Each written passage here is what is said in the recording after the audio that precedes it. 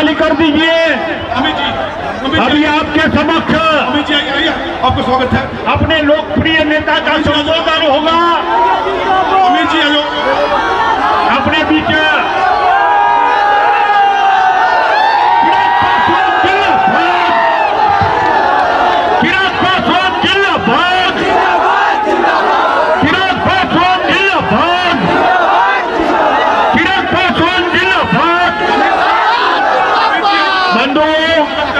मंच के ऊपर से आप बताइए, इस रंग सैलाब की आंधी में कोई टिक सकता है क्या? बस साथियों, अब जीत को इतना बड़ा बनाना है कि जीत का संदेश सीधा दिल्ली में मेरे प्रधानमंत्री आदरणीय नरेंद्र मोदी जी के पास है। साथियों, महज कुछ घंटे बाकी रह गए। थोड़ी देर के बाद चुनाव प्रचार थम जाएगा और उसके बाद आगामी 20 तारीख को मतदान है। ये मतदान आपके आने वाले 5 साल का भविष्य तय करेगा। चुनाव बहुत सरल है। एक तरफ विकास है तो दूसरी तरफ विनाश है। आपको विकास और विनाश में से चुनना है। एक तरफ मेरे प्रधानमंत्री जिन्होंने हर जाति हर वर्ग को समझा है, तो वही हमारे ही देश में दुनिया की सबसे बड़ी गरीब कल्याण की योजना चलाई जा रही है। गरीब कल्याण की योजना जिसका श्रेय मैं मेरे नेता, मेरे पिता आदरणीय रामविलास पासवान जी को भी देता हूं। आज उनकी वजह से देश में 80 करोड़ लोगों को मुफ्त में अनाज दिया जा रहा है। ये देन भी हमारे प्रधानमंत्री नरेंद्र मोदी जी की है।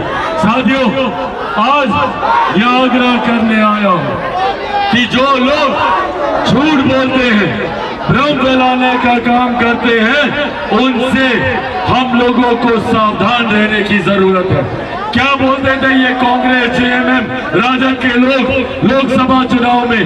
कहते थे अगर प्रधानमंत्री तीसरी बार प्रधानमंत्री बन गए तो आरक्षण समाप्त हो जाएगा, संविधान समाप्त हो जाएगा, लोकतंत्र की हत्या हो जाएगी। पूछिए आज इन लोगों से, 5.5 महीने हो गए, किसका आरक्षण छीना गया? कहां का संविधान खत्म हुआ? कौन सा लोकतंत्र खत्म हुआ? साथियों, आज आप लोगों के बीच मैं मेरे नेता, मेरे पिता आदरणीय रामविलास पासवान जी के संघर्षों की कसम खाकर ये वादा आप लोगों से करके जाता हूं कि जब तक चिराग पासवान जिंदा है, ना आरक्षण को कोई खतरा है, पर खतरा है तो इन लोगों से। ये लोग जो हाथ में संविधान की प्रतिलिपि लेकर घूमते हैं, किसने संविधान की हत्या की थी? सन 75 में आपातकाल लगाकर इन लोगों ने संविधान की हत्या करने का काम किया। इन लोगों ने लोकतंत्र की हत्या करने का काम किया। साथियों, आज ये मौका है हम लोग के पास सही मायनों में एक ऐसी सरकार को चुनने का, एक ऐसे प्रधानमंत्री को चुनने का जिन्होंने हम लोगों को सम्मान देने का काम किया।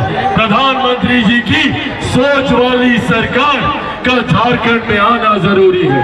अगर ये सरकार वापस हेमंत सोरेन जी की सरकार आती है तो जैसे पिछले 5 सालों में झारखंड तमाम सुख सुविधाओं के होते हुए झारखंड पिछड़ता गया, आने वाले 5 सालों में भी हम लोगों का वर्तमान, हमारे बच्चों का भविष्य ये लोग बर्बाद कर देंगे।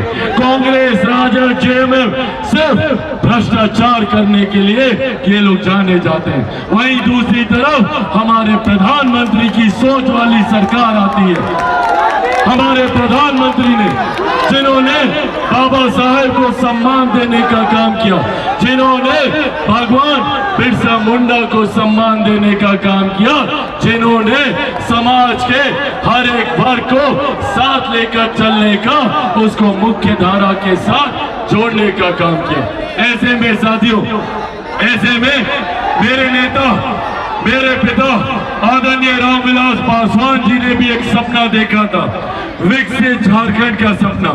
उनके इस सपने को पूरा करने के संकल्प के साथ मैं चिराग पासवान आगे निकला हूं।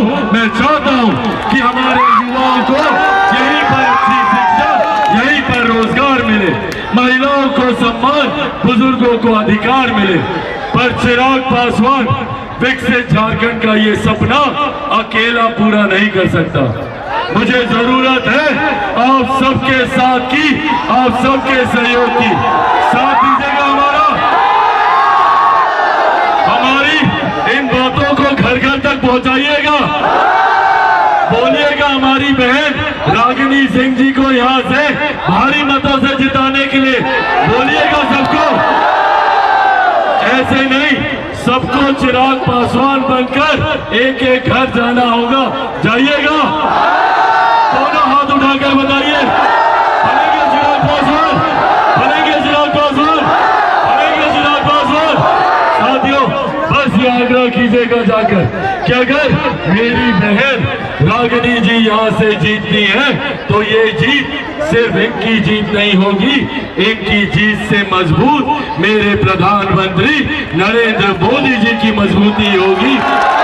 असू मजबूत होगा और तो और आप सबका बेटा, आपका भाई चिराग पासवान भी अपनी बहन के जीतने से मजबूत होगा। तो इनकी जीत को सुनिश्चित कराना हम सबकी जिम्मेदारी है। 20 तारीख को वोट देने जाइएगा ना, अकेले जाइएगा, सबको लेकर जाना। गांव में एक एक घर, एक एक बुजुर्ग, महिला, युवा, सबको लेकर जाना है। और कितने नंबर पर वोट बटन दबाना, सबको पता है? 2 नंबर दिखाइए सब लोग, 2 नंबर, 2 नंबर, 2 नंबर, 2 नंबर। साथियों, ये 2 नंबर विजय का भी निशान है। जिनके नंबर में ही विजय का निशान आ गया तो इनकी जीत तो सुनिश्चित है। कौन से छाप पर बटन दबाना? कमल छाप पर। कमल छाप पर जो बटन दबाइएगा, आपका वो वोट मेरी बहन के पास तो जाएगा ही जाएगा, सीधा दिल्ली में प्रधानमंत्री नरेंद्र मोदी जी की झोली में ये वोट जाएगा। इस उम्मीद के साथ कि अगली बार आप सबसे जब मुलाकात होगी तो मेरी बहन एक विधायक के रूप में बड़ी जिम्मेदारी निभाते हुए झारखंड की विधानसभा में आप लोगों के हक, अधिकार और यहाँ पे विकास के कार्य को धरातल पर उतारने के लिए कार्य कर रही होंगी। इन्हीं शब्दों के साथ इतनी भारी संख्या में यहाँ आने के लिए आप सबका बहुत बहुत धन्यवाद। जय हिंद, जय झारखंड।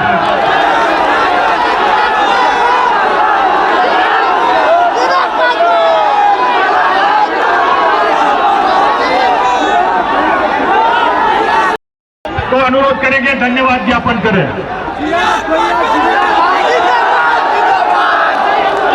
आज के इस ऐतिहासिक चुनावी जनसभा में उपस्थित सभी अतिथियों का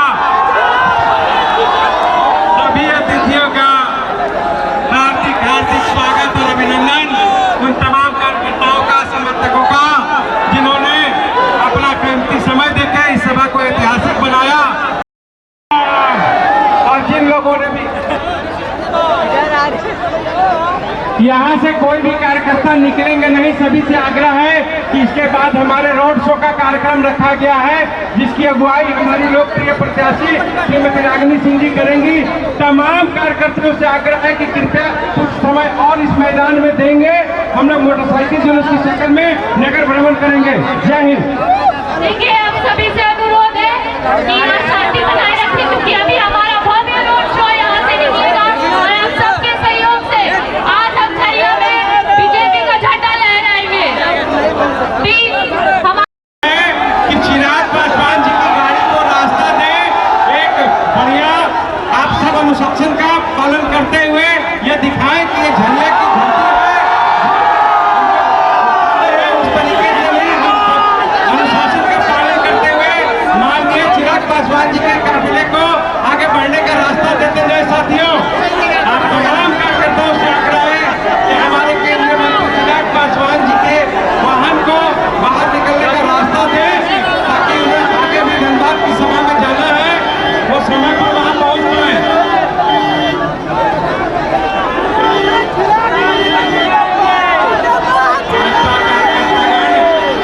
मैदान में रुकेंगे, हम सब यहाँ से एक भाई से रैली निकालेंगे। हमें इस रैली को भी ऐतिहासिक बनाना है। कोई भी साथी यहाँ से बाहर न निकले। चिराग पासवान जी के काफिले को चिराग पासवान जी के काफिले को आप सब रास्ता दे, अनुशासन का पालन करेंगे।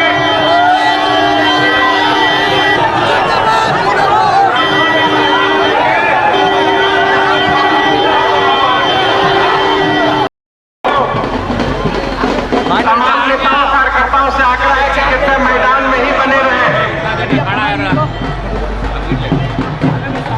बैठल ऊपर में